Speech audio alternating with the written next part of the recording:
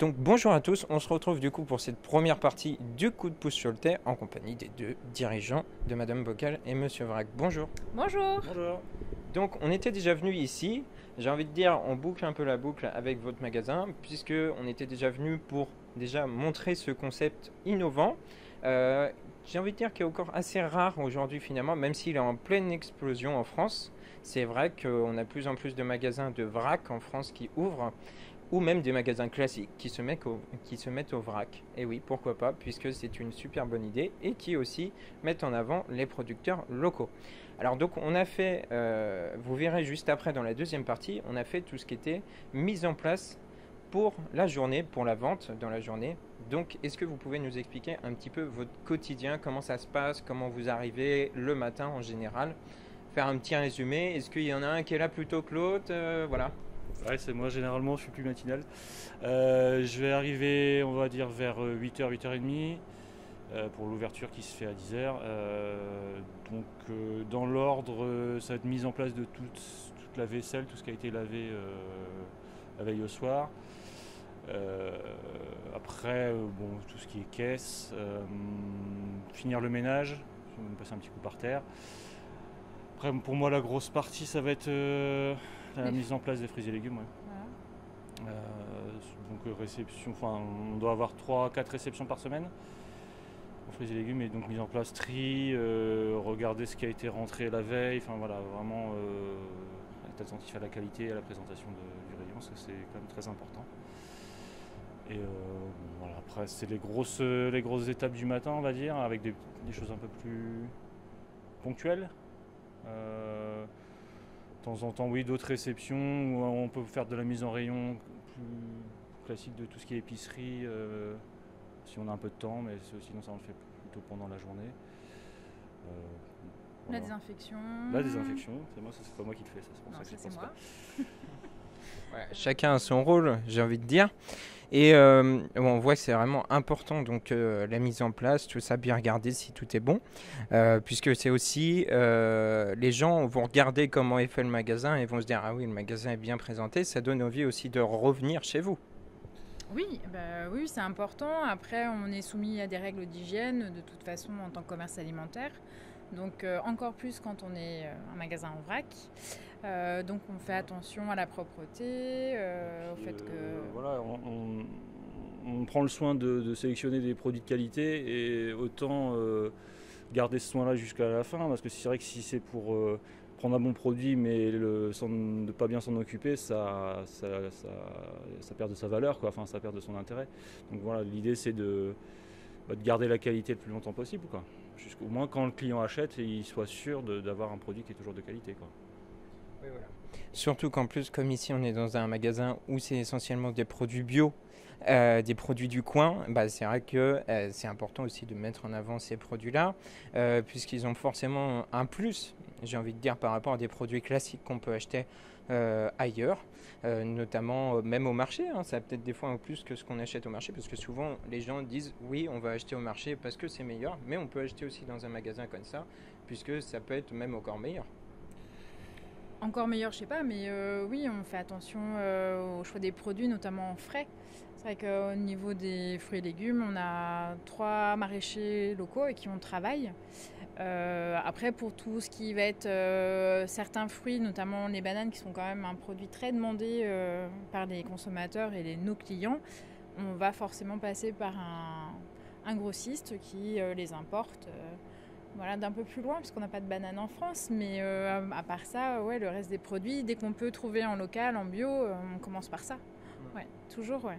Ouais. Ouais, il faut que ce soit bio. Si c'est local, c'est encore mieux, mais voilà, un produit local mais pas bio, pour nous, ça c'est pas cohérent non plus. De la réaction, j'ai envie de dire. C'est ça, exactement.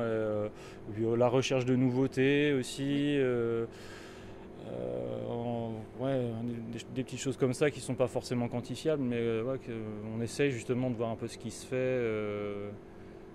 C'est un marché qui bouge beaucoup, parce qu'il y a beaucoup de nouvelles entreprises qui s'y mettent. Il y a des entreprises qui se créent, mais des entreprises qui faisaient déjà des choses emballées, mais qui se mettent à les faire en vrac. Enfin, tout ça, ça fait beaucoup de nouveautés. Donc on essaie de trier aussi, parce que En fonction de nos critères, de pouvoir sélectionner ce qui nous parle nous d'abord et ce que potentiellement le client recherche. Voire carrément les clients parfois nous demandent certains produits, on voit si nous ça rentre dans notre cahier des charges ou en tout cas dans les critères les critères qui nous importent nous. Donc ça se fait au fur et à mesure. Un peu tous les jours ou pas. Il y a eu des fois où on a des journées tranquilles et puis des fois, voilà. D'accord. Ok, donc c'est vrai qu'on voit qu'il y a une certaine exigence à tenir et surtout beaucoup de travail en amont. C'est là que vous pouvez aussi le découvrir. C'est un vrai savoir-faire. C'est quelque chose qui ne s'apprend pas du jour au lendemain. Quand on est commerçant, ça ne s'apprend pas comme ça. On ne s'improvise pas commerçant comme ça du jour au lendemain. Surtout quand on tient une boutique de cette taille-là, parce qu'il y a des boutiques quand même plus petites, mais là on voit quand même c'est une taille assez importante de boutique. Mais en même temps, j'ai envie de dire que l'alimentation veut que c'est quand même assez grand en général les boutiques. On pourrait même dire que c'est plus une épicerie en quelque sorte. Oui, on est sur une épicerie, ouais. Oui. Il y a épicerie, toute petite épicerie, il y a des choses un peu plus grandes. On est loin d'être une supérette, on est beaucoup plus petit qu'une supérette par exemple. Voilà, on se classe volontiers dans l'épicerie, ouais, ça nous va bien, ça nous correspond. Ouais, voilà, chacun se classe dans sa catégorie, j'ai envie de dire. Alors moi, il y a une question qui me taraude un peu, c'est, on ne l'a jamais vraiment abordé, mais c'est comment vous est venue cette idée à l'origine? Qu'est-ce qui a été le déclic de se dire on va se lancer dans ça? Alors, de mon côté, le déclic c'est que j'ai été à la maison pour élever nos 3 enfants pendant 7 ans et que le dernier allait rentrer bientôt à l'école, donc je me suis dit maintenant il va peut-être falloir que je retrouve quelque chose. Donc moi j'ai toujours mangé bio, mes parents, ma maman a commencé à acheter du bio à la maison, j'avais 5 ans. Donc ça fait longtemps, parce que je ne suis pas si jeune que ça. Et du coup, ça m'est revenu un peu en tête.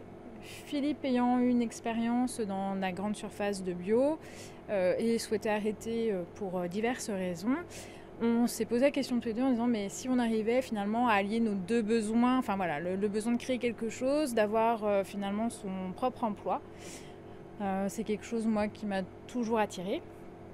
Donc c'était un peu l'occasion. Donc on a en 2017 commencé à réfléchir à est-ce que nous on pourrait pas aussi monter finalement un petit commerce de bio, mais en allant plus loin parce que dans nos démarches personnelles on mangeait déjà en vrac.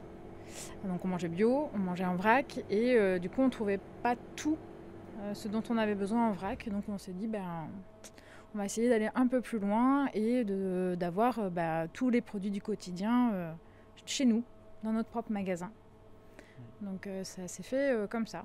Mais il a fallu une bonne année de l'idée jusqu'à la jusqu'à l'ouverture en fait de l'épicerie. Merci à vous deux en tout cas pour ce numéro du Coup de Pouce Choletais. Donc on va se retrouver tout de suite pour la deuxième partie avec donc la démonstration et puis on va se retrouver en fin de vidéo pour vous donner tous les réseaux sociaux et vous pouvez venir pour les suivre et acheter ici, j'ai envie de dire. Voilà. Donc du coup, là donc on est dans le magasin de Madame Bocal et Monsieur Vrac pour la deuxième partie de cette émission, la partie démonstration, comme vous le connaissez bien. Et donc du coup là, on est sur une partie assez particulière puisque c'était une partie du magasin pour préparer le magasin le matin avant l'ouverture, qui avant le Covid était peut-être moins présente, mais là c'est vrai que Covid oblige, pas le choix. Donc désinfection du magasin en entier. Donc là, on peut voir que effectivement, on nettoie donc les petites poignées qui permettent aux gens de prendre tout ce qui est féculent, tout ce qui est céréales, enfin voilà, il y a de tout. Donc, est-ce que ça te prend plus de temps qu'avant? Un tout petit peu plus. Mais comme je suis organisée, que je fais chaque partie, je sais où j'en suis, ça va relativement vite.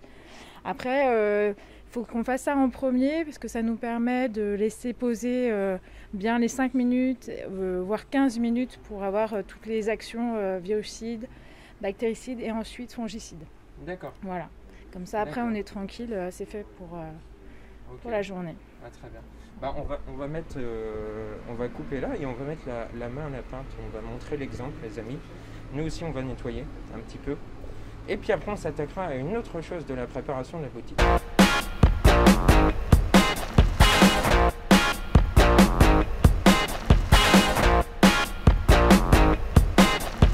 On est un peu dans l'arrière-boutique. Les coulisses, ouais, c'est ça. Voilà, les coulisses. Donc là, c'est nos chambres froides. J'y rentre tout ce qui supporte pas trop la chaleur ou la sécheresse.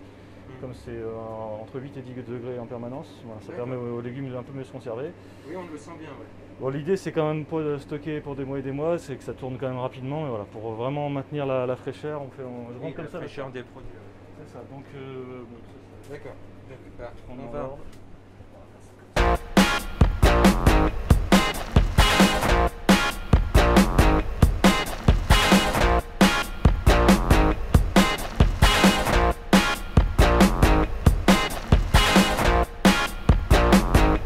Voilà, on va être interrompu, mais avec une petite livraison.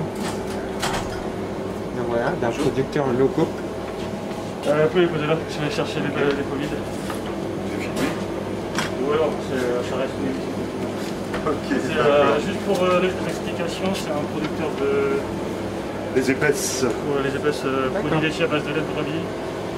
Particularité, moi je lui rends les pots vides, parce que les clients nous ramènent les pots vides et comme ça permet de ne pas avoir du tout de déchets, c'est le système de consigne. Oui, voilà, c'est ça la consigne. Alors, donc là, on peut voir qu'effectivement, c'est fabriqué juste à côté, pas très loin d'ici. C'est local, c'est donc meilleur pour la santé. Et en plus, c'est fait avec des ingrédients naturels. Donc, on voit quand même ce principe de démarche de justement du vrac et du magasin ici, de mettre en avant la planète. Voilà, avec les beaux Covid. Puisque donc, comme on vous l'a expliqué, il y a un système de consigne.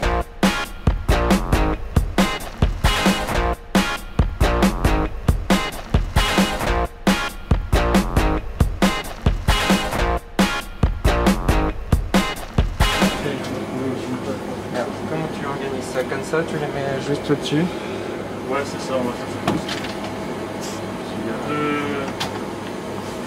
Le plus important, c'est que ça retourne vite au frais. C'est ça. Puisqu'entre temps, ils sont sortis.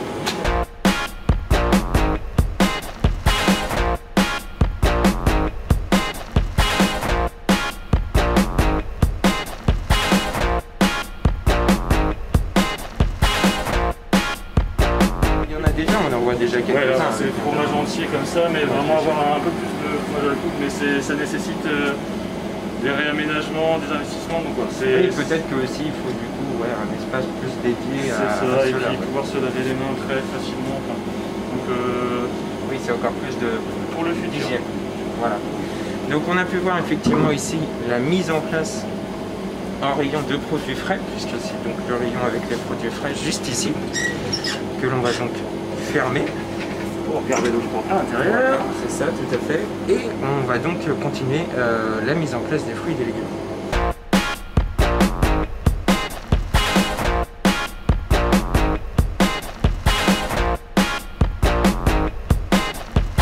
Et comme ça permet d'avoir un peu plus de produits.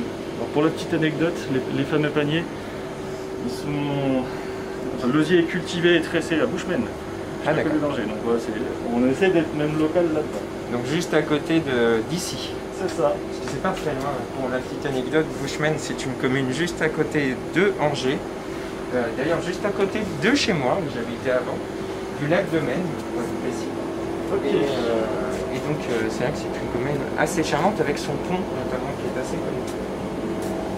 Mais sinon, en dehors de ça, le plus long on va chercher, ça va être l'Espagne ou l'Italie. On va pas... D'accord, ça reste quand même assez européen. C'est ça, tout ce qui peut pousser dans la région sera... Parce que c'est vrai que la banane, c'est pas quelque chose qui va forcément pousser ici. Donc c'est un peu compliqué d'avoir quelque chose d'assez local, j'ai envie de dire, pour ce produit phare quand même, parce que les gens achètent souvent de la banane. C'est le deuxième fruit le plus consommé en France après la pomme. Voilà, pour la référence, vous voyez que ça consomme quand même, dont d'ailleurs je suis un fervent consommateur de banane. le compte. C'est vrai que je vous montre l'exemple.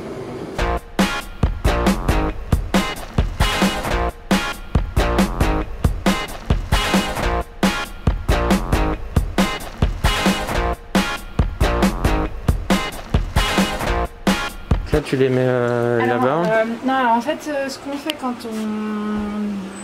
j'ai ouvert donc, le colis, je vérifie les quantités par rapport à ce qu'on a commandé. Je vérifie qu'il n'y ait pas de casse. Là, l'huile d'olive, alors chez eux, en fait, maintenant, tous les contenants sont consignés.